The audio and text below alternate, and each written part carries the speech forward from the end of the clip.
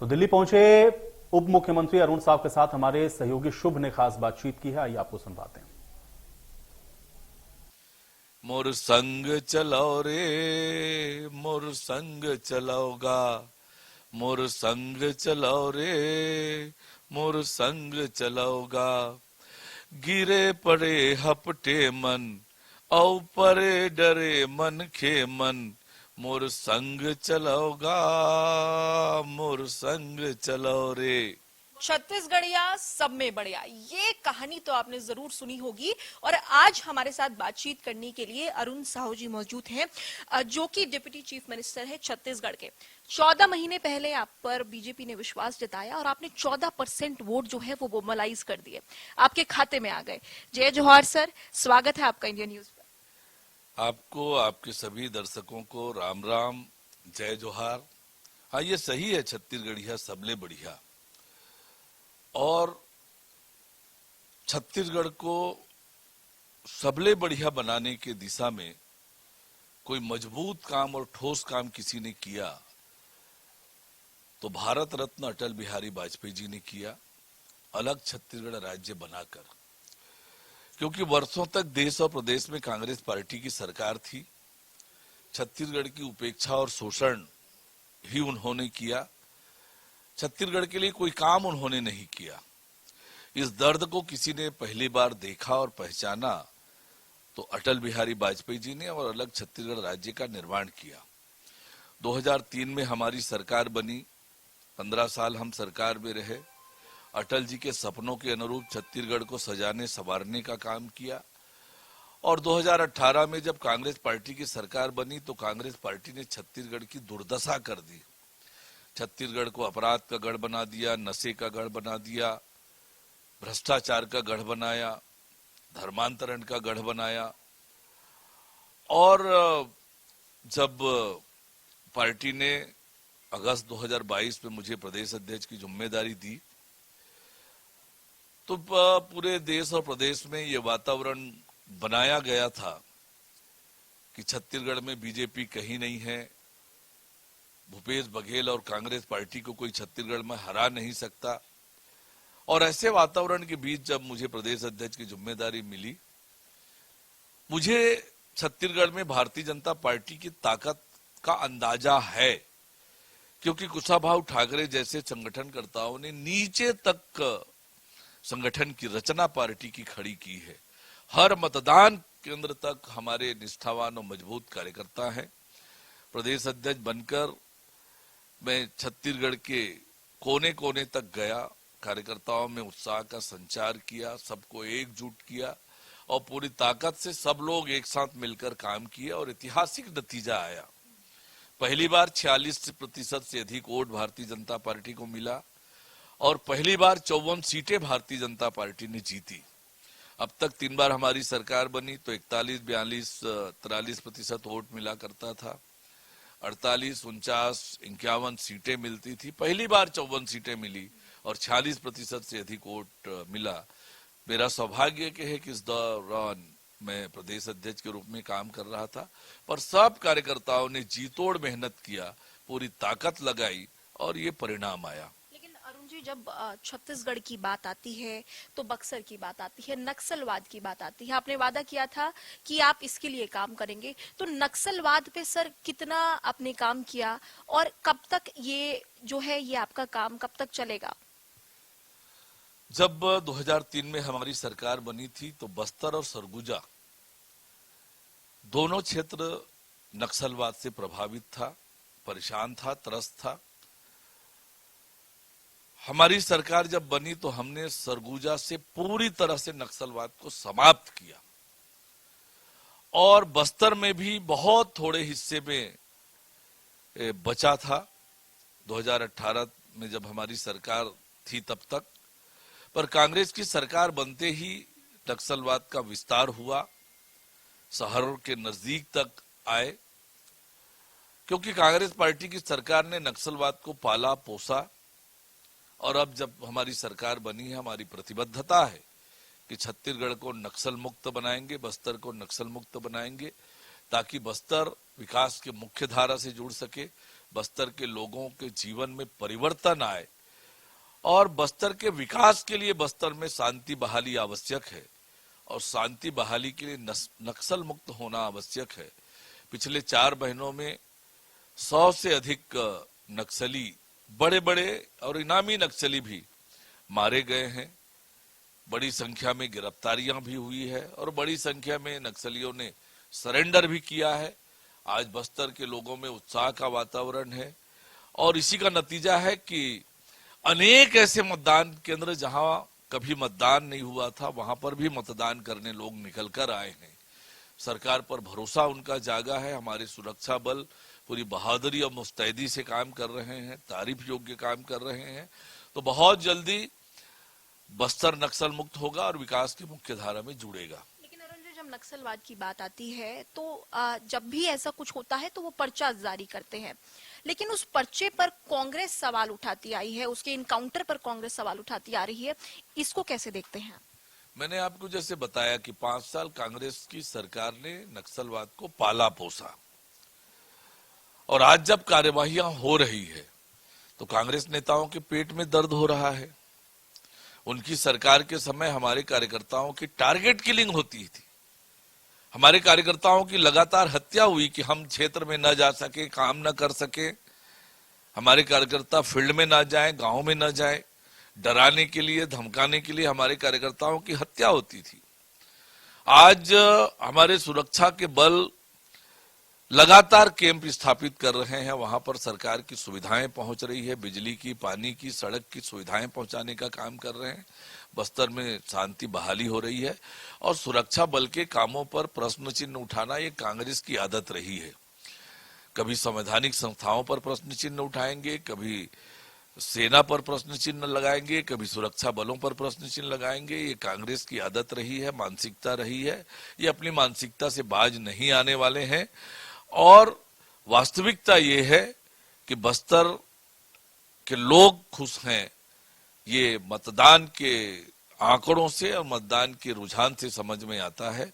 बस्तर शांति की ओर बढ़ रहा है। अरुण जी, महादेव ऐप की भी बहुत आपने खूब बात की थी जब आप प्रचार करते थे, लेकिन महादेव ऐप का जो आरोपी है वो अब तक पुलिस की नजरों से फरार है।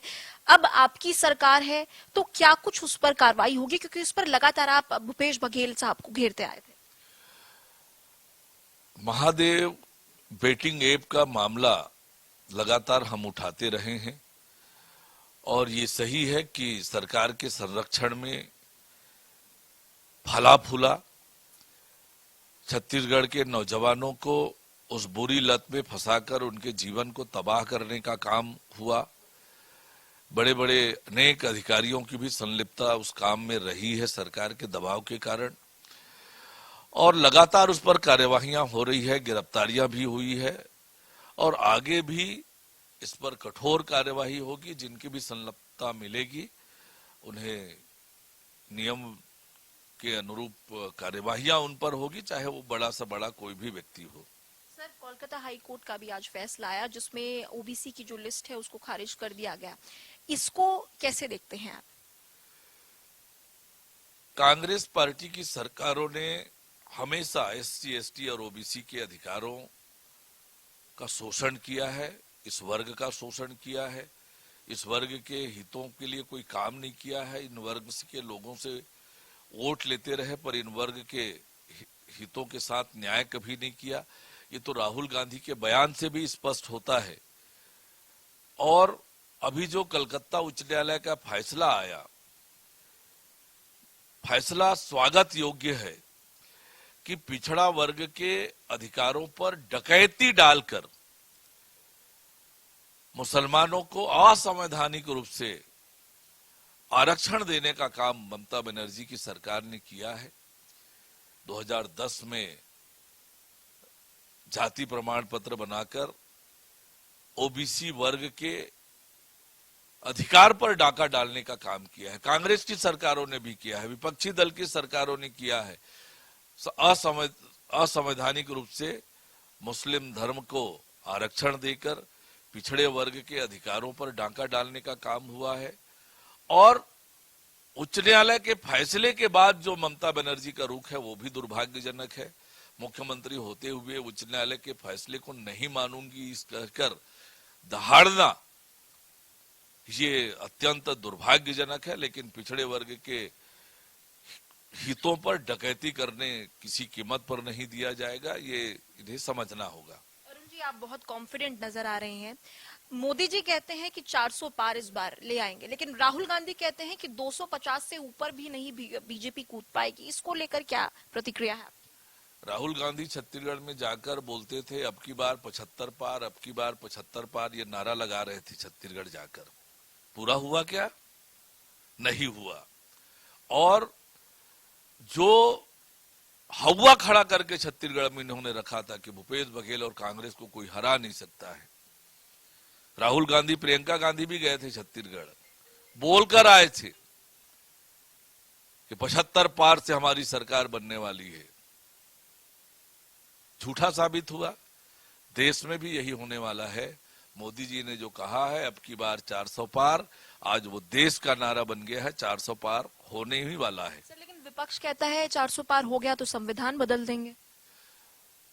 विपक्ष की राजनीति का आधार ही रहा था। अब तक देश की आजादी के बाद से देखें तो कांग्रेस और ये जो विपक्षी दल है, इन्होंने भय, भ्रम और झूठ की राजनीति अब तक की है। वो दिन लद गए। अब विकास के आधार पर चुनाव होता है और ये नरेंद्र मोदी जी के प्रधानमंत्री बनने के बाद विकास की राजनीति हो रही है। विकसित भारत के निर्माण की बात हो रही है और देश की जनता विकसित भारत के निर्माण के लिए नरेंद्र मोदी जी के साथ मजबूती से खड़ी है और इसलिए अब की बार 400 पार होना है। छत्तीसगढ़ में 11 की 11 सीटें नरेंद्र मोदी जी और भारतीय जनता पार्टी की झोली में छत्तीसगढ़ की जनता डालने वाली है। उसके पीछे कारण है 10 साल नरेंद्र मोदी जी के काम और 4 महीने में भारतीय जनता पार्टी की विष्णुदेव साय जी के नेतृत्व वाली सरकार ने जो मोदी की गारंटी पूरी की है, इसके आधार पर 11 की 11 सीटें छत्तीसगढ़ की जनता नरेंद्र मोदी जी और भारतीय जनता पार्टी की झोली में डालने वाली है। अरुण जी, आपको 14 महीने का समय दिया गया। जब आपको अध्यक्ष बनाया गया, आपने 14% वोट बढ़ा दिए। कांग्रेस के जो वोट थे वो आप बीजेपी के खाते में ले आए, यानी राजनीति का चाणक्य कहना आपको गलत नहीं होगा।